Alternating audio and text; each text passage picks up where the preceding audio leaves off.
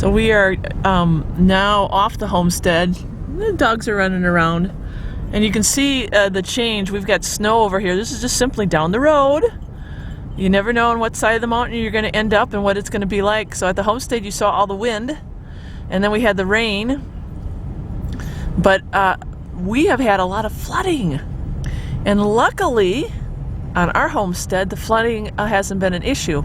But we are going to show you how bad the flooding is right now. Oh, and there's Mario. They're getting their exercise. Look at that crazy dog. And we just saw moose tracks down here too while we were driving down to the creek area. But we'll show you some real flooding and how fast and quick it can come up here in our area. Just a couple months ago, and maybe I'll have a video clip for that. But this was basically dried up, and you can see what the rain has done. This is pretty darn high. Wow! I think wasn't that the piece of? Oh. So I think that log that was actually up against the bank. And I think that's the log that Mr. Hilton was going to try to get. Oh, look at this here too.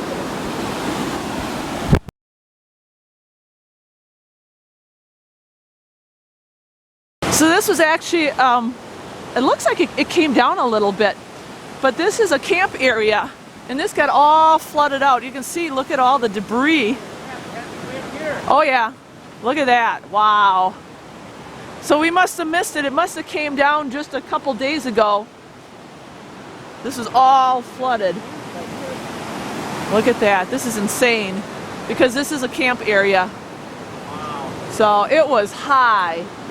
And even now, it's quite high.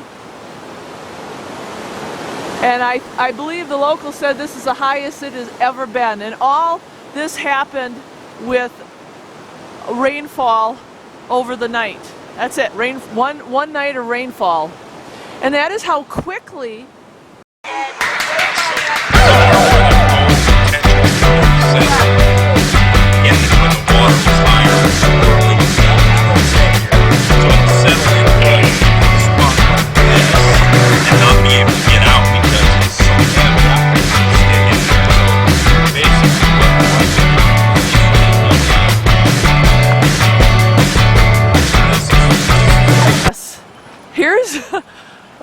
here's the road, which is completely gone. Look at this. Gone. I know the road's gone. Ah, that is insane. Oh, wow. And this was a wide road. And here's a guy over there with the snowmobile. He must be coming in from the other end. Yeah. Montana is on the other side here. And this is a thorough, a road that goes through. Apparently he's come a long ways, and unfortunately he's finding out that there is no road. It's gone. So he must have been up high snowmobiling, but this is incredible. This is the road right here, and it's just completely gone. It's like, woo! It's kind of cool. The interesting thing is, some of the dogs are over there. Everybody wants to move to where Starry lives. And it is beautiful over here. I mean, you look at what we have, and it is indeed beautiful. But like Mr. Hilder was just saying, this is where we had the fires. This is where we had the droughts.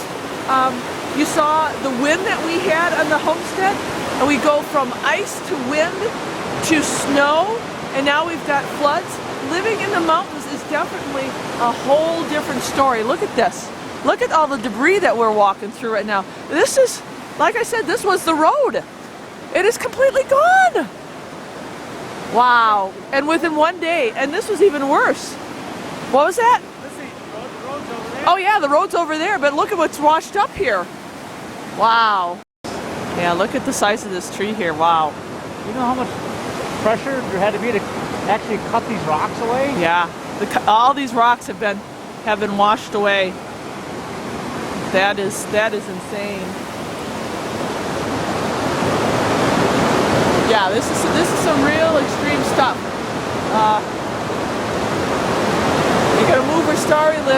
Not only do you have to be in shape to be able to climb the mountains, but you're going to have to be able to put up with the weather changes. And the weather changes are, again, very extreme.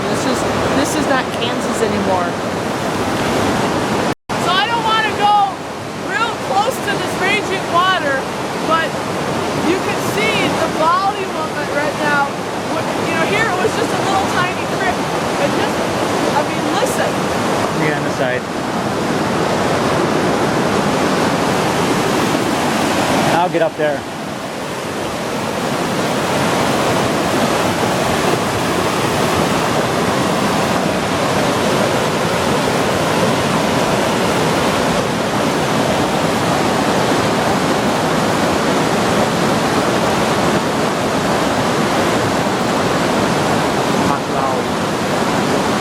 Talk loud. So Mr. Hilder has me out on the big tree that floated down the river. And this is amazing because this tree is so big and it's just sitting here in the middle of nowhere, basically. So if you can imagine, just a couple days ago, the sheer volume of this water and how it moved these huge trees down the river. It is just incredible. But just listen. Point to the road up there.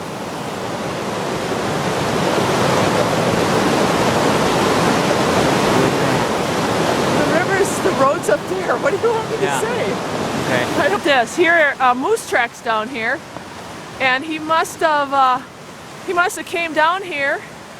You know, he was walking right on the road, and then I think he came to the end. The road's gone, and he decided there's no place to go, so he went back. So look at that. Pretty big moose track. Here's my foot. Mr. Hilder found a fish. I can't believe it's a trout. Look at that. They got washed out of the water. Somebody, you know, the guy that was just here ran it over. Oh, yeah, he ran it over. But here's the trout. They got washed out of from the flooding. Yeah. That's insane. Yep, all the way up here. Look at how far. Look how far the water is. And he's way up here.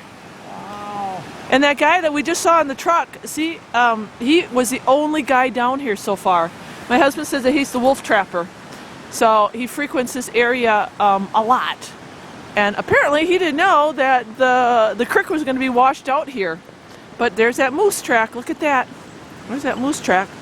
We had a wolf track on the way here too. So this area is known for moose and for wolves too. Yeah, here's our other camping area. Let's check this out. This is a very beautiful camping area. And again, the water.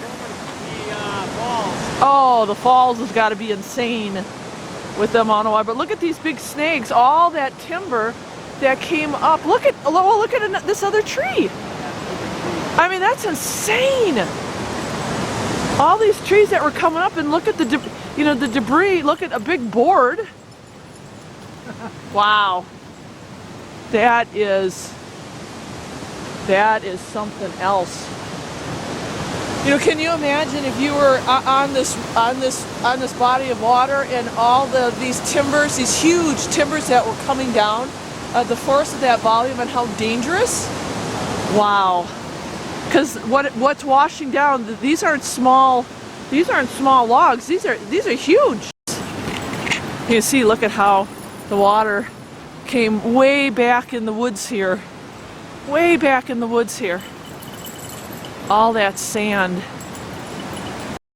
So we're admiring these big. That's a big old bull. It's a big bull track. Wow, that's a big moose. They're out here like that.